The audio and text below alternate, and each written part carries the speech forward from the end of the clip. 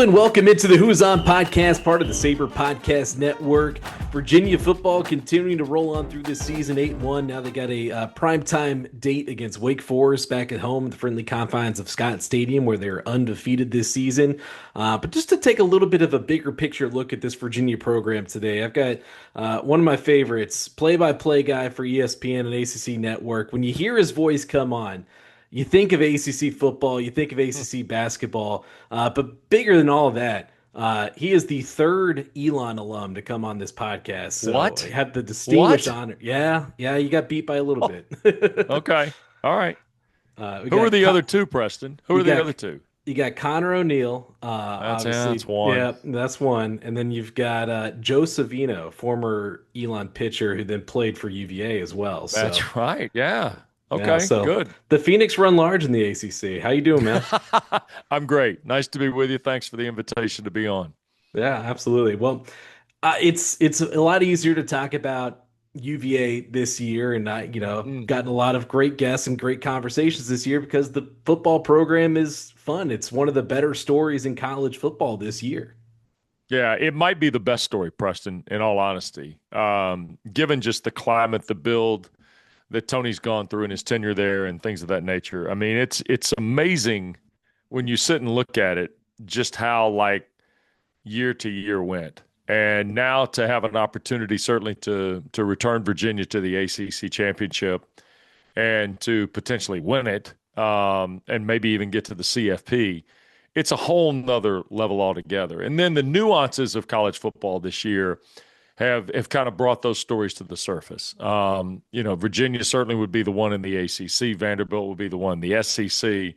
I think we're even seeing a little bit of it in the Big Ten with Indiana continuing to have that kind of run. And in the Big 12, I would parlay what Texas Tech is to what Virginia is. People would say Texas Tech put a whole lot of money in their program. They did. Virginia certainly put some in theirs. And I think that is showing you that when everybody kind of gets to a level playing field, what it can be. And I couldn't be more thrilled for Tony and for Carla Williams in many respects because I know the job Tony was brought there to do, and now to see him have some success, I'm thrilled to see it for him and certainly for Carla and the administration she's built in Virginia. Well, when I was talking about having you on the program, UVA SID extraordinaire Scott Fitzgerald actually sent me a clip from you on Sirius XM a few weeks ago talking about the Cavaliers. Yeah. And kind of looking at this big picture now, just especially with, the climate of college football right now with coaches like getting fired left and right. And Right. hanging on with Tony Elliott for this fourth season and kind of seeing this turnaround. It's kind of rare to me to see this drastic of a turnaround in year 4 of a coach. Yeah, it is, but it also speaks to a virtue that we don't have a whole lot of in college athletics right now. It's called patience. And I think at times there's certain places where they realize it and they know, hey, look, we're going to have to kind of hold the rope here for a couple of years. I just had a phone call about, 2.5 hours ago. I was talking to a head coach in another league who called me about a situation, and he and I were talking about patience. We were talking about the ability to sit and build a program. And I think there is something to be said about it. I think you have to if you hire a first-time head coach, as Virginia did with Tony, I think you have to find time to understand he's putting a staff together. He is running this organization. Has he been a part of a successful organization? Sure he has, or else you wouldn't have hired him. But you have to allow him to create his own identity and his own brand with that organization. And then, unfortunately, the tragedy occurs and you lose 3 players to just an awful, awful day. And now all of a sudden you almost have to reset everything you're doing because emotionally this is unheard of in many respects. So, number one, I thought Virginia showed great grace with that. The second part of it is this too. We're in a climate where Preston and I'm not intimately familiar with Virginia's workings as a university, okay? I know that Carla's done a great job. I thought Jim Ryan was an excellent president.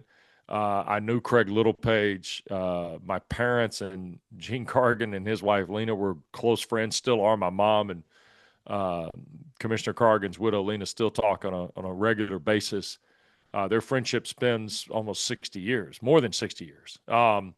The idea of understanding Virginia at a time when college athletics is opening the door to mass movement and mass money, okay? How is a school like Virginia going to handle that? And, oh, by the way, you got a new football coach. And, oh, by the way, the portal is open. And, oh, by the way, some people are spending $40 million, others are not, right? So I think you have to account for all that. And at times, fans don't want to hear it. Fans just want to know, why are we 3-9, 4-8, 5-7? And every once in a while, the program has to have the discipline, the patience, and I'll say it, the courage to say, hey, wait a second. We got to slow down here, figure out what we're doing, be very deliberate about it, right? To say, okay, we got to make the right decisions. What's going to be the right twist for us? And here's the tricky part. There are 18 schools in the ACC, 17 all play football. Not everybody's doing it at the same time and at the same rate and the same path. You can look at any league at the highest level of college football and say every school in that league is not doing it at the same time and at the same rate. I think we all have to understand that everybody's going to get there in their own due time into whatever they're comfortable with. That's the last part I'll add to it. Not everybody's comfortable with this. There's some schools that are doing it that aren't comfortable. There are other schools who just figure, well, it's a matter of commerce and economy and everything else. Other schools are like, wait a second. We've got a graduation rate of this. We have an endowment of X. We want to be able to do all of this together congruently. And congruent doesn't happen a lot anymore. This is a wild, wild marketplace we're in for a lot of things. And like I say, though, I'm glad Virginia had the patience and the discipline and the courage to kind of see this thing through to a season like this. Yeah, you always hear progress isn't linear. It doesn't always go in the same direction. I like that you brought up the comfortability part of it, because I don't think UVA was a place that was comfortable kind of with this new direction. But Right. and you go back to, I think back to last year as we're finishing up in Blacksburg after that game down there where Yeah. Virginia was close to getting to a bowl game, and that gets stomped by their rivals yet again.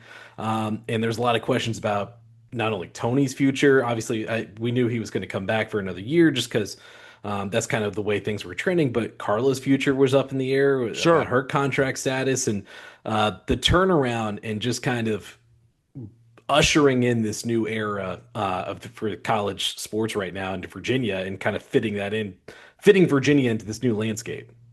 Yeah, I think you bring up a really interesting point.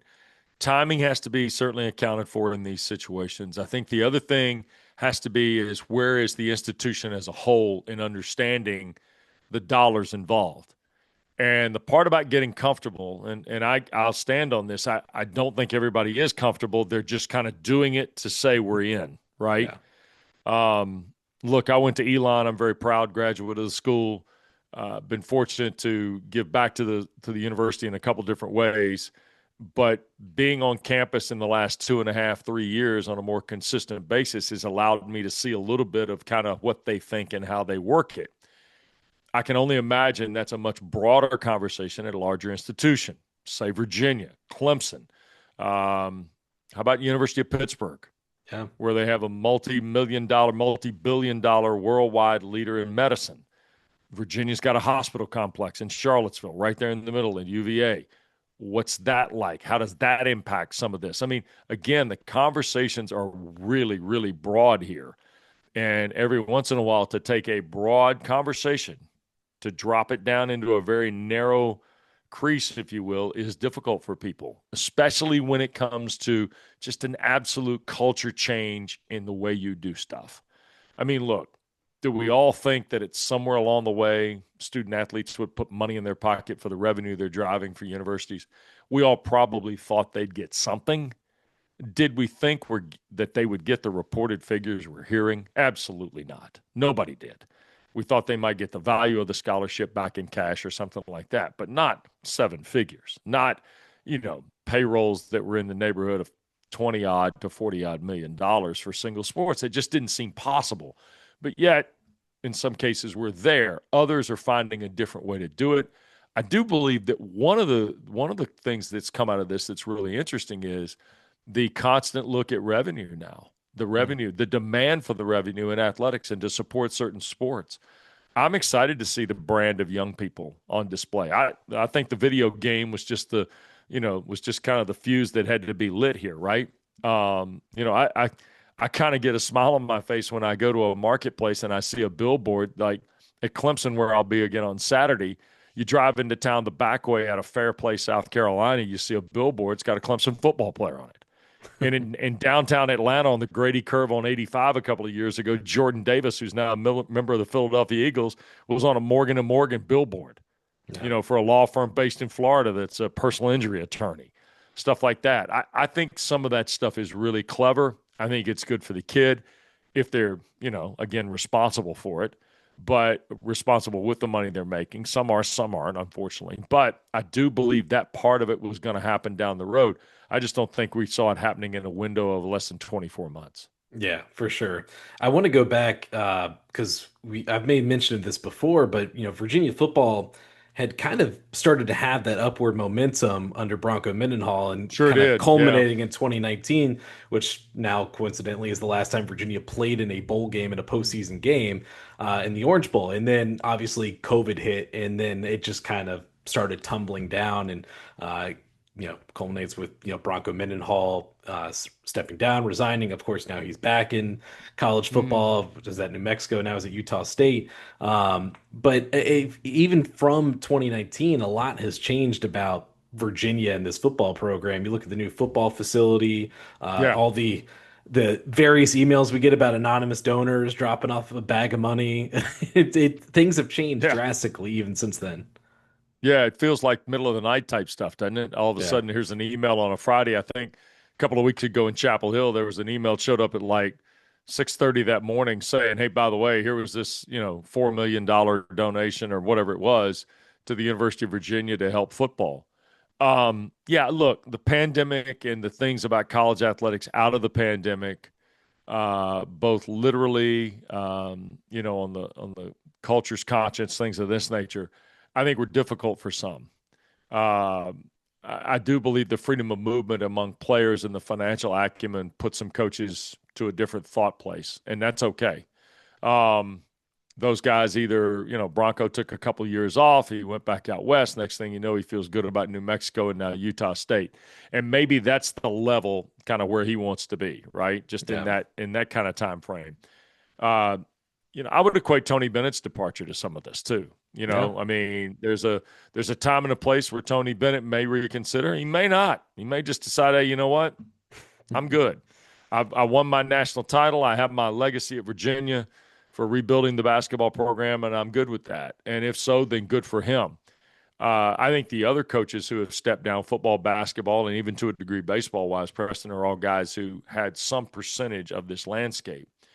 The part you bring up about the 2019 title game, and it's interesting because Mark Packer and I had just kind of started the show on ACC Network in 2019. Bronco was a very frequent guest, for which we really were grateful because he was fun to talk to.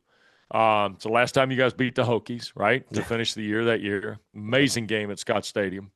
And now here you are again 6 years later, and in many respects, it's got that feel again. It's got that, hey, man, we're all together and we're all pulling in the same direction. And I think, again, I'll speak to Tony, but I'll also speak to the things you talk about from a physical plant scenario at the same time. The new football facility is amazing. I mean, that place is just like a palace. I mean, you Just walk came in from there. yeah, and no offense to Charlottesville, but you walk in there and you think you're in Los Angeles. You think you're in one of these buildings in LA where like you walk by the windows and they either frost up so you can't see outside or the shade comes down or something like that. And then you go in these other ones. We had a meeting up there prior to the Stanford game where we sat in one of the meeting rooms. And I was scared to touch anything like in the middle of the table for fear that I would drop a screen down or do something like that. It's an amazing facility. And in talking to Des Kitchings briefly about it, he said it kind of recruits itself, right? I mean, it's so nice that people come in and go, man, this is great. I could spend all day here. Well, guess what? You get to, that kind of thing. So it's a great testament to what Virginia wants football to be and how big football is. The second part of this is they haven't lost the charm of what they are. In rebuilding this, it's still a really proud program. You're not ahead of yourself on this. You've had enough tough seasons kind of in between, if you will, that you realize you value these trips. Same thing is going on right now at Georgia Tech, okay? Yeah. Georgia Tech remembers 16 years ago, a team that basically won the ACC championship, went to the Orange Bowl, and got wrecked by Adrian Claiborne in Iowa in the Orange Bowl, right?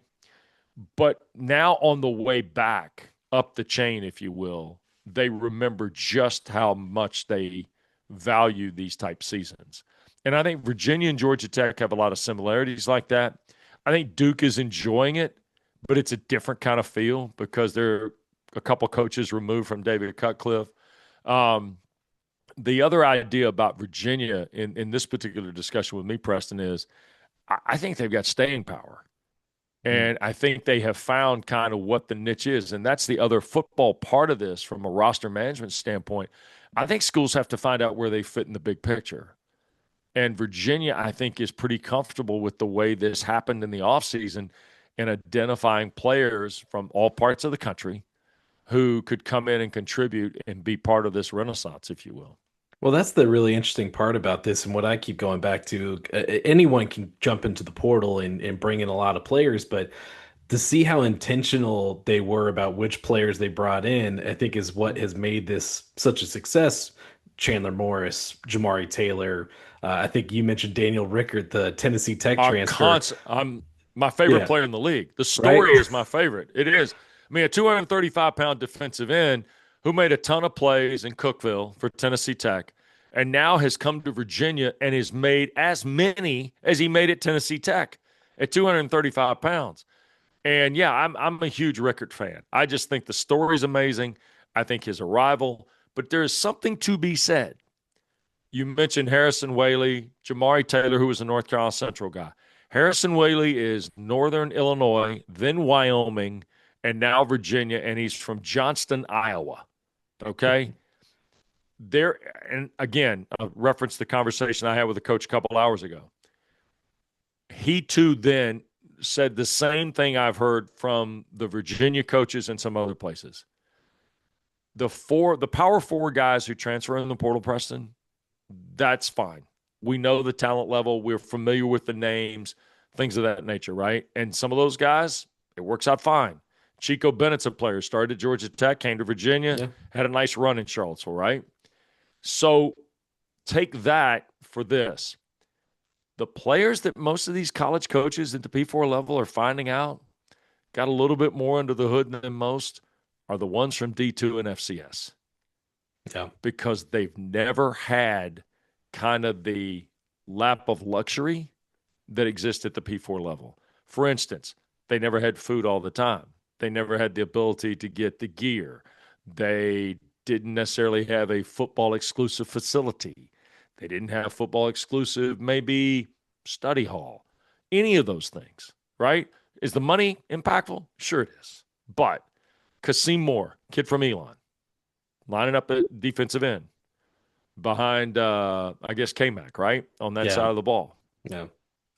Kasim Moore is a kid who was highly productive at Elon and now is transferred to Virginia. I haven't talked to Kasim. I don't know him particularly well, but it's my understanding that he, like a lot of FCS guys, has shown up to say, hey, you know what, I can play on this level.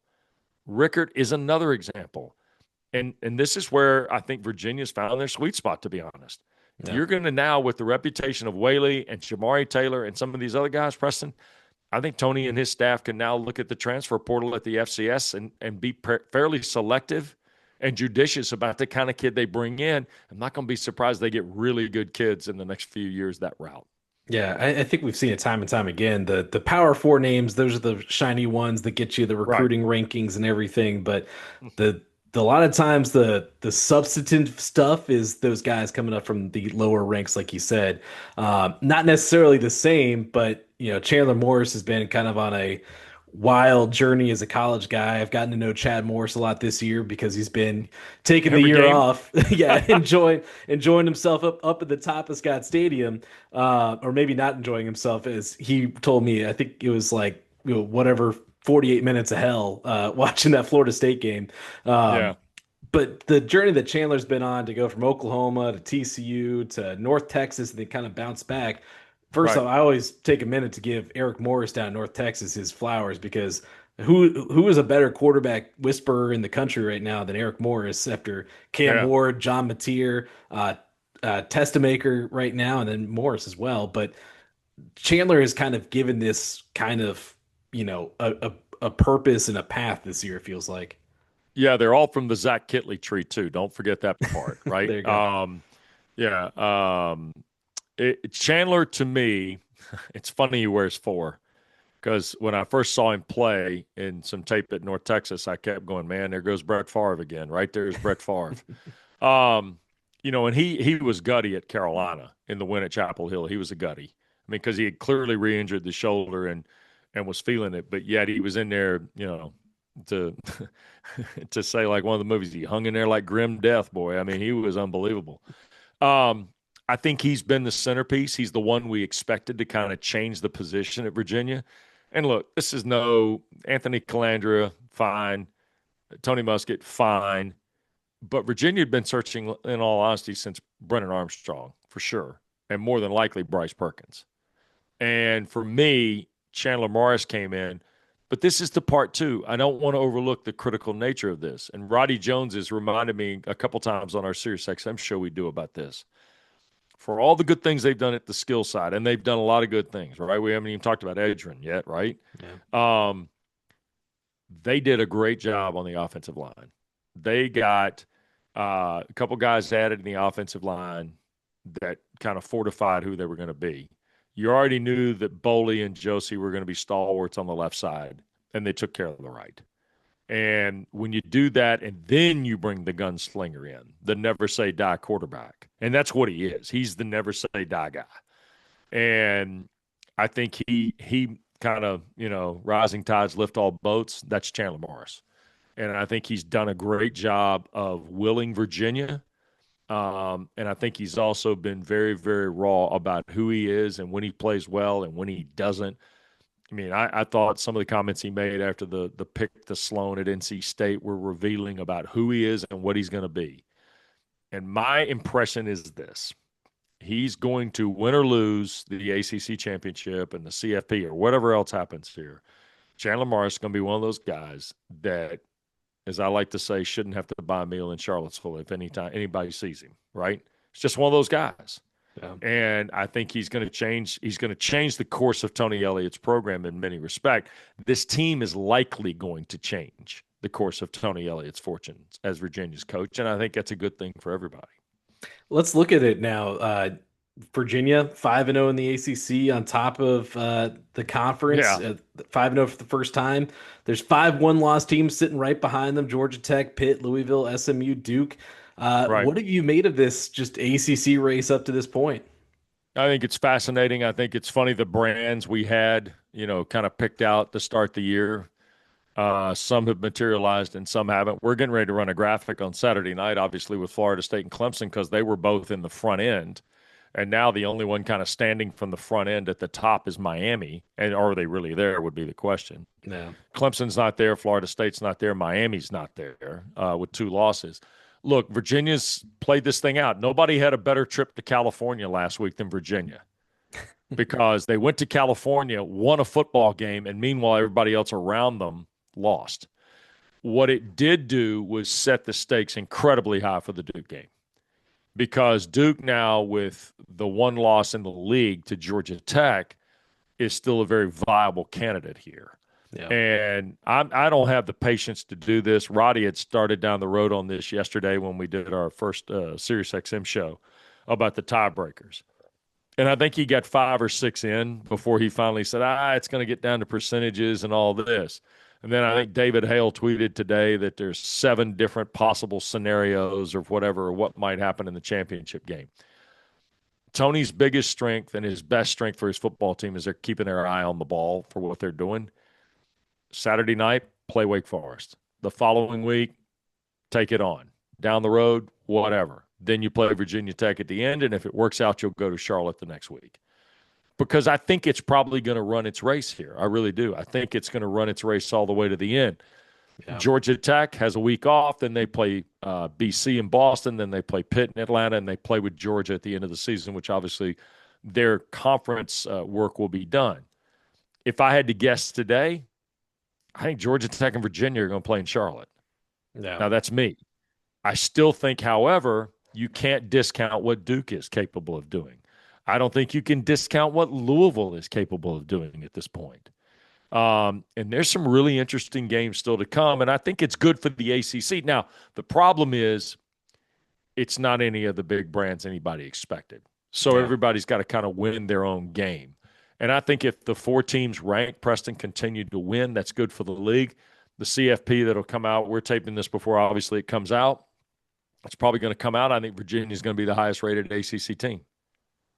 And I think Georgia Tech and Louisville and probably Miami are still going to be hanging around.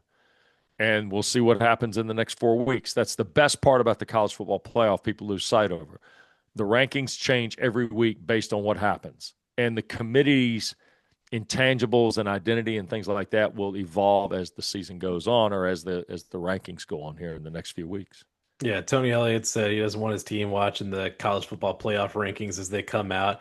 I asked Trell Harris how do you avoid that, and he's like, "Well, I have YouTube TV, so no problem." Good for Trell Harris, man. He's great. I had him on the podcast a few weeks ago, but he's great. Yeah, I guess just I think I would probably predict Virginia and Georgia Tech as well, but I mean, there's a lot to go. One thing I wanted to ask you, because you witnessed Virginia in one of these close cardiac Cavs games against UNC. Yeah, do those discount their record to you when they're in these kind of games where they can't get it over the line? I hear a lot of Louisville fans discounting the loss to Virginia because there's 2 defensive touchdowns, and I was like, I mean, at the end of the day, like, you can throw out all the analytics you want at me, but like, Virginia won the game, and like that's what should matter at the end of the day for the college football playoff. Yeah. Old golf buddy of mine said, well, they just eventually they total up the numbers that are on the card, and that's your score. How you got to the score, that's kind of irrelevant. What's the score?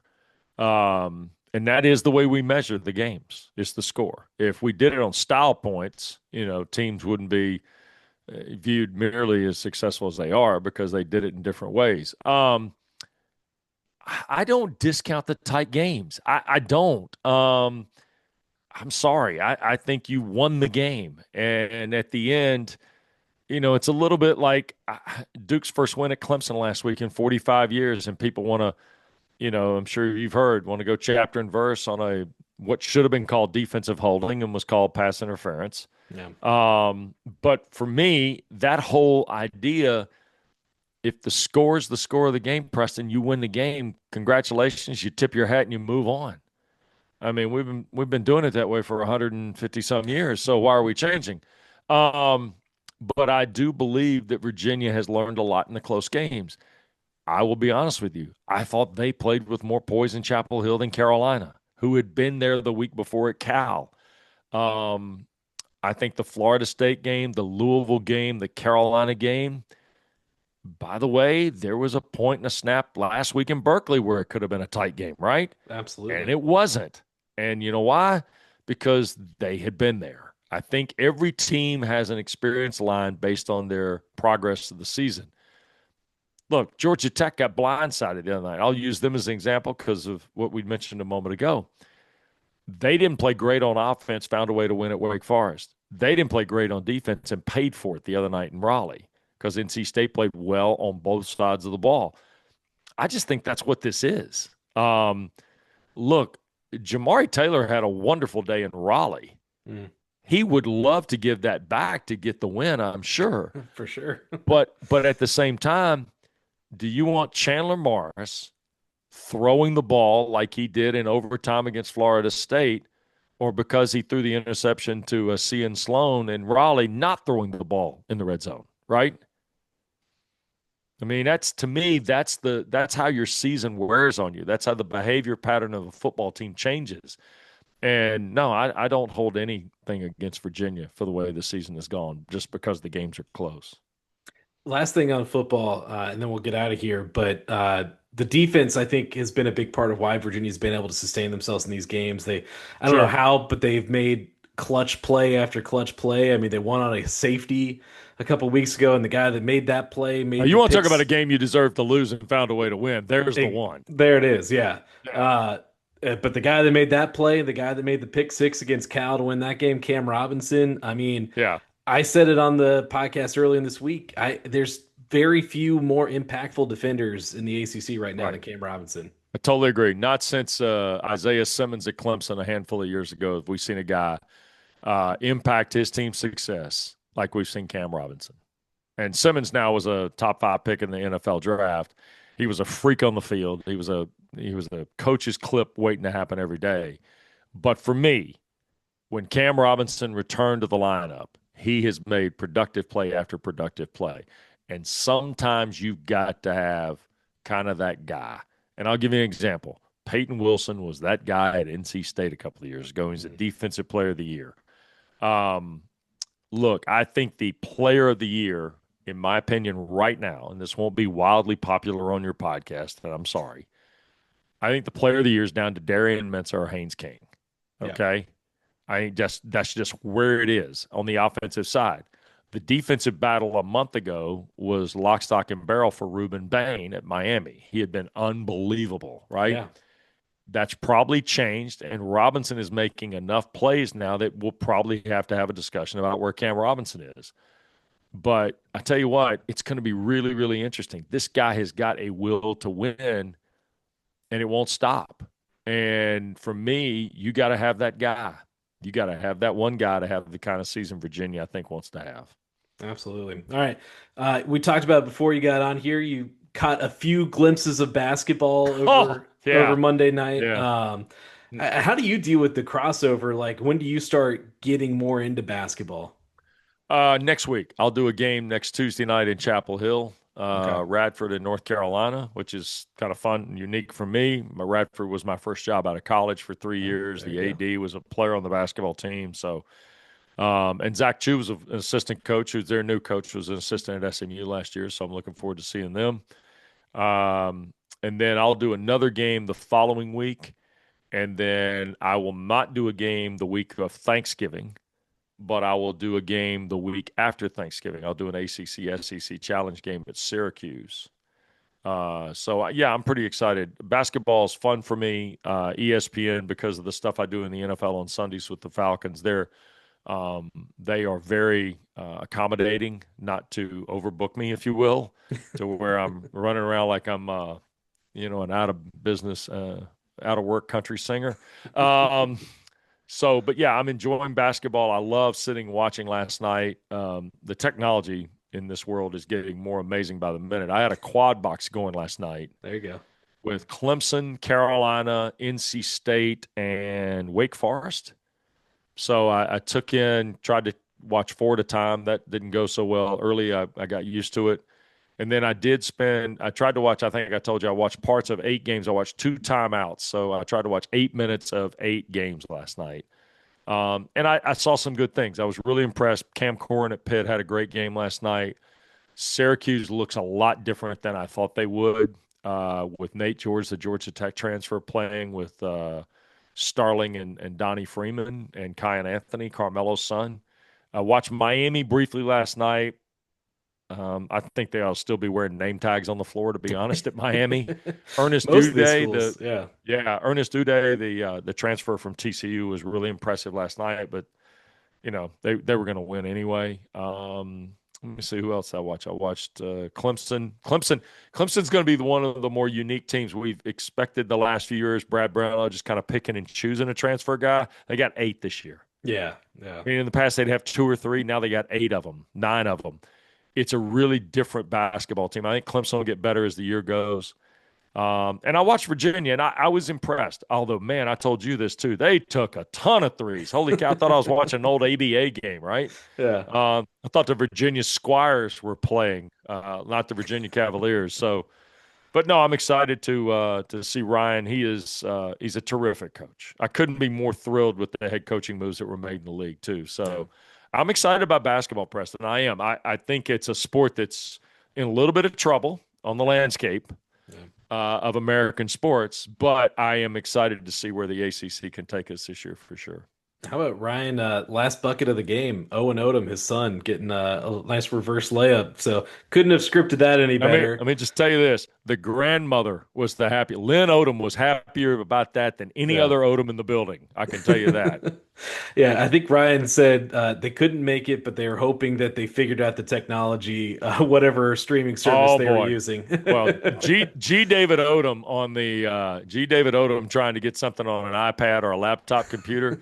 That's something we should show on ACC Network. Yeah. Notice I did not bring up the Falcons at all throughout this conversation. We're going to leave it at that. I've got the Matt Ryan helmet back here behind me, but pining for some days of old right now. We'll see. Hopefully the rest of the season go a little bit better for them. But Wes, thank you so much for fitting us into your busy schedule, man. It's always a pleasure. Preston, thanks. I appreciate the invite. Awesome. All right, that'll do it for the Who's On podcast. We will have a little bit more coming up later in the week. ACC Huddle is in town for this weekend's game, so we got Eric McLean coming on the podcast on Thursday, so you won't want to miss that. You can find us on YouTube, Apple, Spotify. We'll see you later in the week.